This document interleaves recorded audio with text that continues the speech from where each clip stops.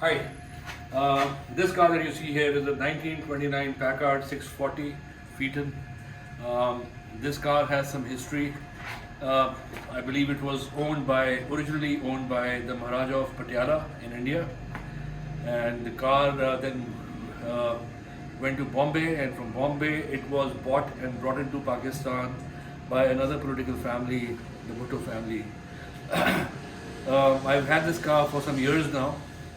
It runs, needs attention, needs my love and care, which I will do it up very, very soon. But I just love this car. And the car, originally, when I saw the car first, it was all red, but it looked like a fire engine. So I kind of, gave it a contrast. But now it needs new upholstery, maybe a fresh coat of paint, some new chrome.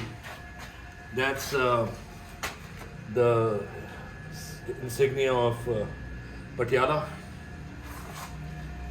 Packards were like royalty cars of its time. They were like the Rolls Royce of USA.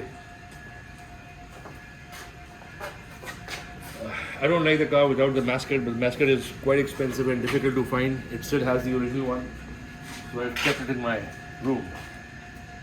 Only when I use the car I put it on. This white monster that you see is also a project I'm doing.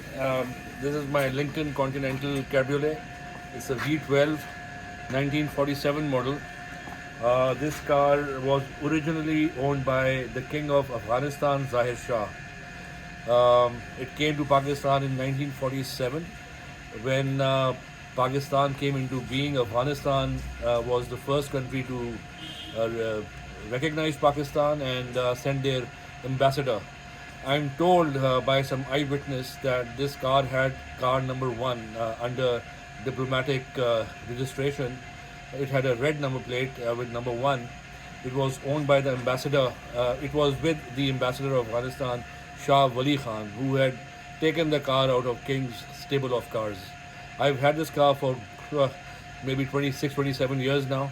I used to drive it very regularly, but then open it up for restoration. That has taken a lot of time, and now I need to put it back together, which I'm doing. As you can see, little bit of work left.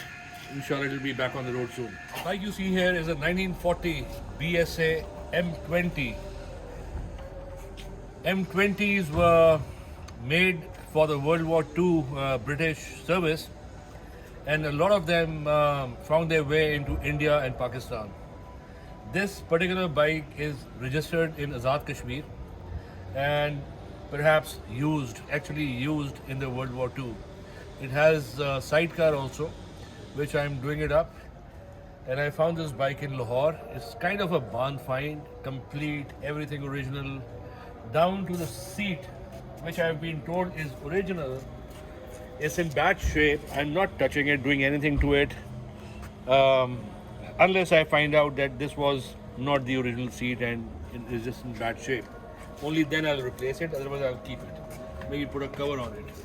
So this is what it is. I've not been using it. It needs some cosmetic restoration. Let's see if it starts. I'm not too sure about the fuel also. This one is a 500cc.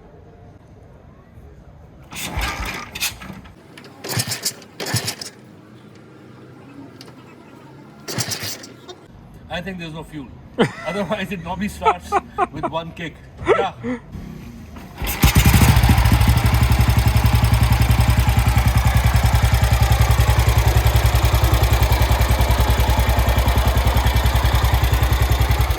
This is an 80-year-old bike.